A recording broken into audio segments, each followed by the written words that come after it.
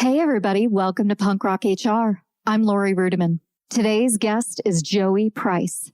He's the founder of a company called Jumpstart HR and the host of the Business Life and Coffee podcast, which is a weekly entrepreneur mentorship podcast. Joey's company focuses on creating effective HR systems for small businesses and startups across the country. And he also serves on the advisory committee of the Forbes School of Business and Technology's Human Resources degree program. Joey Price is a thought leader in the very best sense of the word. He has thoughts. I like him. He's a smart guy, and he's pretty easy to talk to. In today's conversation, we talk about work and life and a little bit about the coronavirus, but mostly what it's like to be human and get through this crazy period of time. I know you're no longer driving to your job and sitting in a long commute. So wherever you are, on the sofa, an easy chair, maybe even in your bed, I hope you sit back, take it easy, and enjoy this conversation with Joey Price.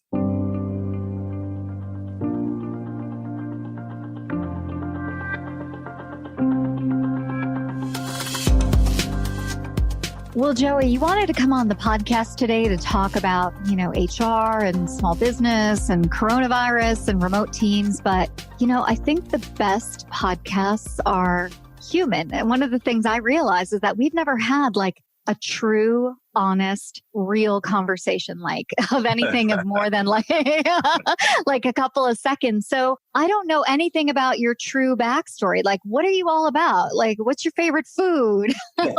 I know some of the sports teams you like from the internet, but Who are you? What are you all about? Well, so it's hard to talk about some of my favorite foods now because of everything that's going on. And I don't feel as comfortable going and getting them. But we're a big Chipotle family. Pizza is good. I do love Southern cuisine too. So mac and cheese, sweet potatoes and yams. There's a difference between the two. And I like sushi as well. So I have a pretty diverse food palette. Yeah, it sounds like it. Wait, were you raised in the South? Is that how you like Southern food, or is it just like a family staple? A little bit of both. So anytime someone asks me where I'm from, I always kind of figure out, well, how am I going to answer this? Because my dad was in the Air Force.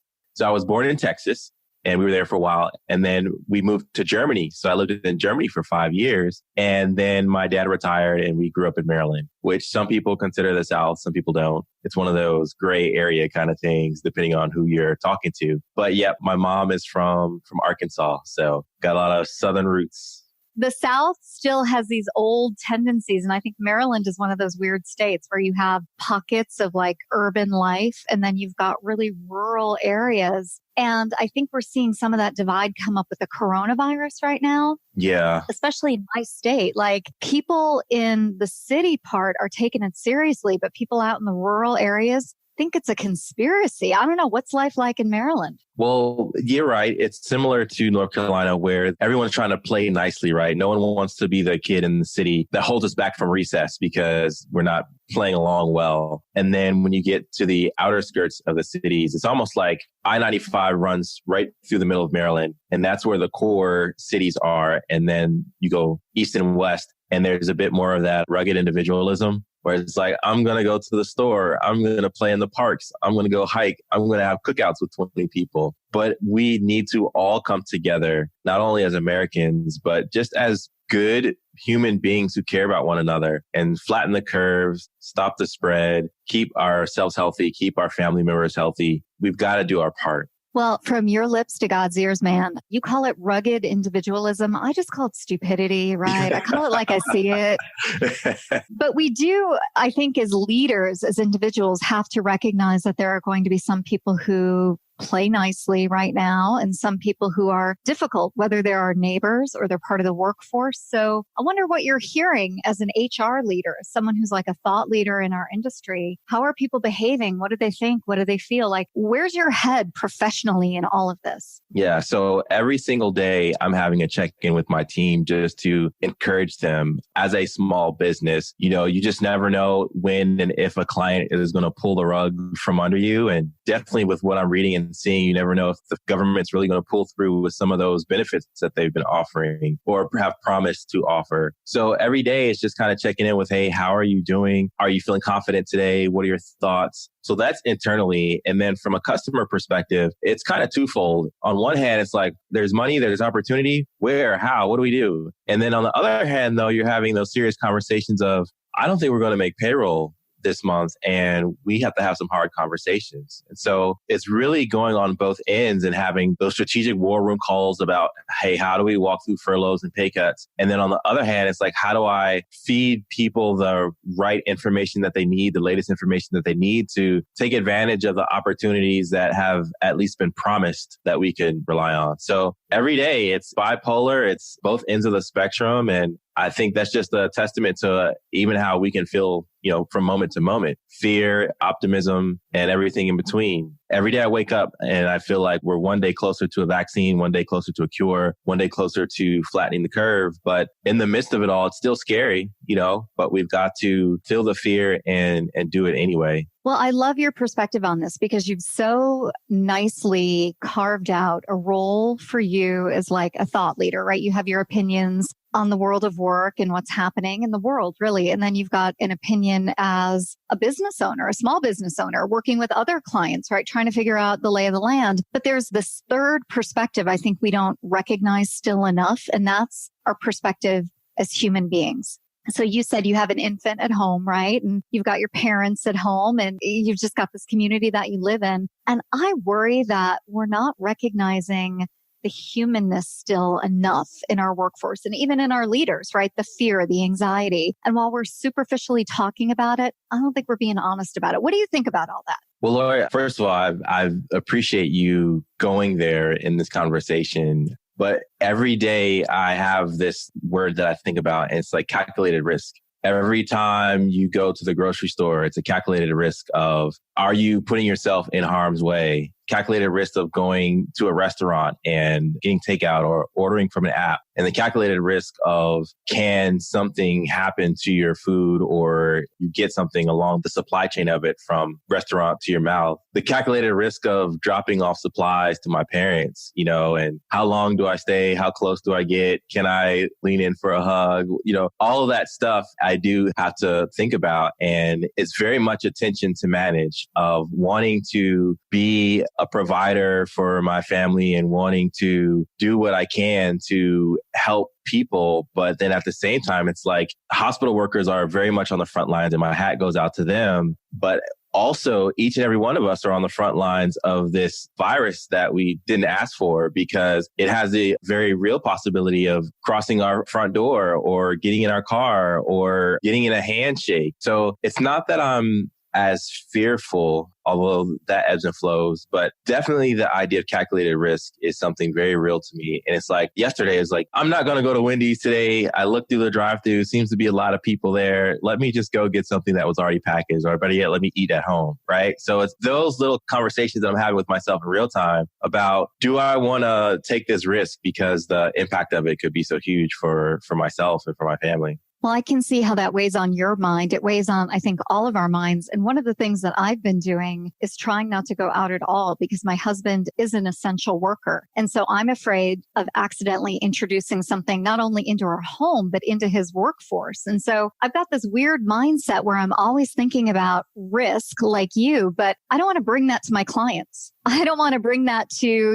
potential people who might work with me. So I'm wearing multiple hats and it's getting a little cumbersome at times. And so I appreciate an opportunity to talk to you honestly about how I feel and how you feel, because it just makes me feel like, all right, this is human. This is normal. So thank you for that. I really appreciate that. Yeah, I think people will connect to this episode on a human level because people are going to say, oh, that's what I've been thinking. That's the phrase that I've been trying to put a finger on, or that directly describes how I feel. So again, I think this will be a healing conversation for people. So thanks for even going there. Yeah. Well, I've been thinking a little bit about your comment about the benefits that the federal government has promised and may or may not come through with, and even state governments who are trying to sort out who's qualified for unemployment and who isn't. I'm of this opinion that big companies are going to be okay, and the workers at big companies, for the most part, corporate professionals, people in management positions, they're going to be just fine. But I'm worried about the small business or even the business that's medium sized and has been around for 10 years, but still isn't necessarily where it needs to be with cash flow. What do you think about when you think about businesses that aren't large pharmaceutical companies or large tech companies? What do you think the future holds for them? Get ready to turn up the volume on your HR game. I'm Jay Arnold, former musician turned HR leader and host of Backstage Pass, the HR Rockstar. Each episode pulls back the curtain on key HR topics, from leadership lessons and bold career pivots to the latest in HR tech and talent strategies, featuring the rock stars within their industries. If you're ready to shake up the status quo and amplify your impact, this is your all-access pass. You can catch the show on the Work Defined Podcast Network and wherever you listen to podcasts. Subscribe now and let's rock the future of work together. Well, hopefully, as many businesses endure this storm as possible and live to see another day. It would be naive to think that all will make it. But the optimist in me says that even if some don't continue in this iteration, that scrappy entrepreneur is going to grab themselves by the boots and build something else again. And it may be faster, better, stronger. But really, this pandemic is showing that as much as we, look down on people who make the $15 an hour and are very much in need of benefits and assistance and a helping hand, a lot of our small businesses are essentially living paycheck to paycheck or invoice to invoice or month to month. And it takes an event like this to really shed light on that. And I think that more businesses will be more financially savvy, maybe get a pulse on their numbers a little bit better, maybe take their employees less for granted and say, hey, you play a part in,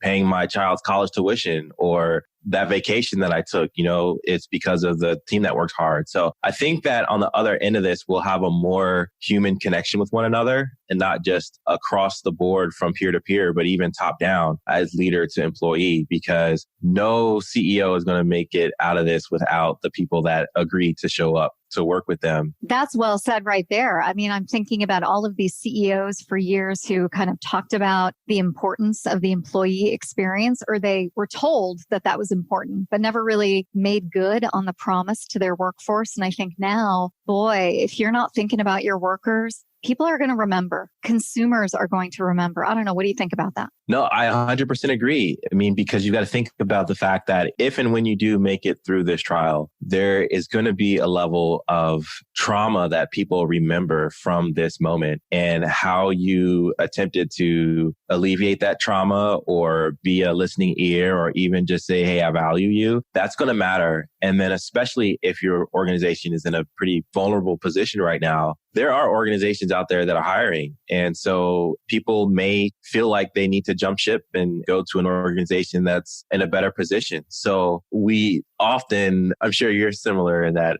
HR thought leaders are like, oh yeah, companies don't really value their people. It's not, it's just a slogan, right? But really you're going to see that your people are your most valuable asset. And whether you choose to treat them well or not is going to dictate, the kind of people that stick around and the success of your business in this storm and after it. What I think you're talking about is a reckoning. And I've even seen it from some consultant friends of mine whose businesses have completely gone under. So they've taken the initiative and have applied for unemployment. And one of my friends told me that the statement around unemployment is, are you willing to give up your consulting or self-employment in order to take a full-time job? And they have to say yes in order to qualify for unemployment. And there's a real question there, like, am I willing to do this? What am I willing to do for my family, right? We're all exploring the nature of work right now. And, I hope we emerge from this crisis with, I think, a better and more savvy understanding of what it means to go to work every day. But Joey, what I really fear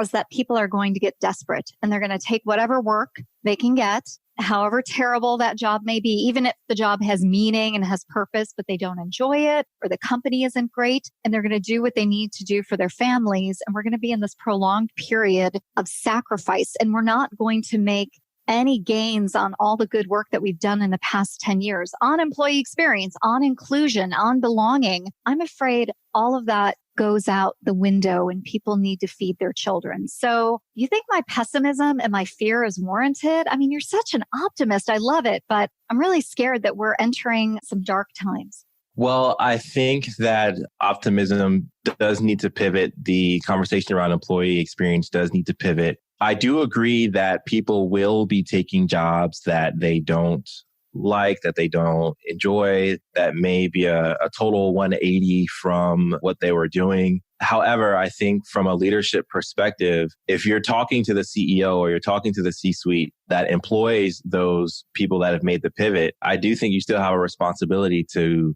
make that workplace as enjoyable or as value add or as meaningful as possible, because it's a business mandate in my perception of it. Because if it's not an enjoyable place, people will walk in and leave. And so there's a saying that people vote with their feet. And so people may initially sign up to work with your business because they have to. But what happens when there's another opportunity across the street, or in the economy that we live in now? What happens when there's an opportunity that they can log into from across the country? There's still going to be, if not the war for talent, the war to keep your talent. And you need to be aware of that. So optimist or not, you still can't be a crappy employer. Oh man, I hope not. Well, I'm glad to hear your perspective on that. One of the things that I've been seeing are these memes around what's really transformed the workplace, the HR department, the CFO, the CTO, or COVID, and especially around digital transformation. It has been the coronavirus that has really driven all of this transformation. So I wonder what you see from a small to medium-sized business perspective around digital transformation, work from home. I mean, clearly these things are happening, but are they good? Are they healthy? Are they helpful? And are they here to stay? Yes. So right now, I think the change that we're seeing, I really believe that we've accelerated digital transformation in the past 3 weeks more than we have in the past 10 years. I think from businesses to churches to fitness instructors, a lot of people who would have never swore to take their operations mobile or digital, they're now doing so. And it's more out of sake of survival. So I don't know how much of this will last long term. However, I don't think we're going to be as gun shy to make digital transformations in our business that are long lasting. So I think that there's part of it that's long term. Some of it is temporary, but I do love the innovation that I'm seeing too. Companies with the remote happy hours, or, hey, drop that backdrop and share your favorite place to vacation. I think it's attempting to make a human experience in the midst of this digital transformation. And that part is good. I think that people are grasping at, hey, how can we still connect with one another, even though I can't reach out and shake your hand? So those are just my thoughts, but the workforce will not look the way that it did before COVID.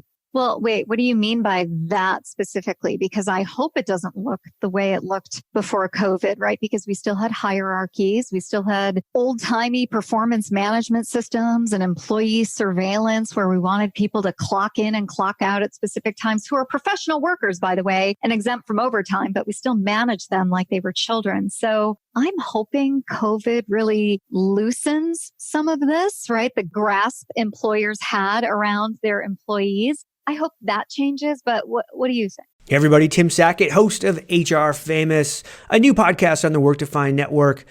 Am I famous? No, I'm HR famous. My wife says I'm a micro celebrity and 13 HR ladies around the world want their picture with me, which I think is funny. So, hey, what do we talk about on the pod? We talk about all the dumb stuff we do in HR in any given day, week, month, and we have fun with it, and we have some great guests. Come check us out. We're not famous. We're HR famous. Well, so one of the things I'm thinking about now, thinking long term about the workforce, is how every generation is defined by the crisis that they experience, right? So we have the World War II generation, we have the Gulf War generation, we have the September 11 generation, we now have the COVID-19 generation. And so whatever that looks like long term, people are going to remember, again, the trauma that they experienced from that time and some of the things that, gosh, why weren't we more prepared for this? Or why didn't we take steps to make the workforce better before this or even in the midst of it? And so I don't know if that's more near term or longer term, but we're definitely going to be seeing books written about the COVID generation and people who either grew up in it or were frontline workers and then became managers. And they said, when I start my company or when I get in charge, we're going to do things different. I don't quite have a finger on that, but I do think COVID has changed the people.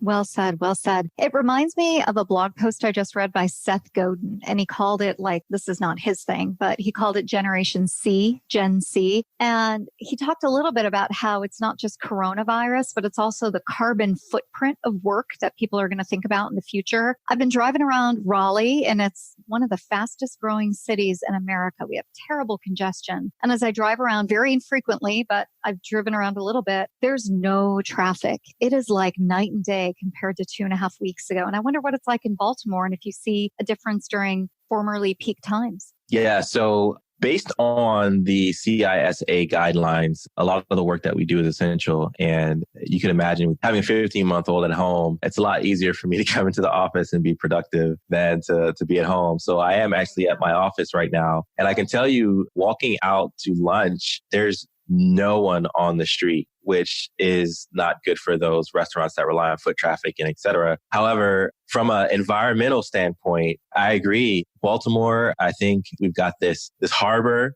that Mr. Trash Will is picking out trash. I don't think it's going to be safe enough to swim in yet, but I think his efforts are going to be a lot accelerated because there's just not as much motion and commotion and opportunity for people to further destroy nature. But to your point, I did see those articles about Venice and how in Italy, my wife and I were there in 2018, but in Italy, dolphins are swimming in the canals and fish, and the water's clear because there's not as much boat traffic. So if there is a silver lining of what's happening with us staying at home, it's that nature's getting a chance to refresh, replenish, freshen up a little bit for however short term that may be. But gosh, there's that. But then also, and sorry if this is like ranty or rabbit traily. No, this is what my podcast is all about. Come on, man.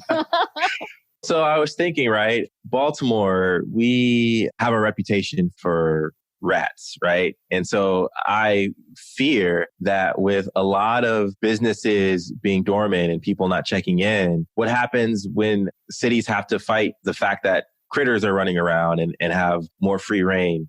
I'm laughing so hard because I think that's kind of an interesting thing. Like it could be a movie, right? When raccoons take over, rats take over. Yeah.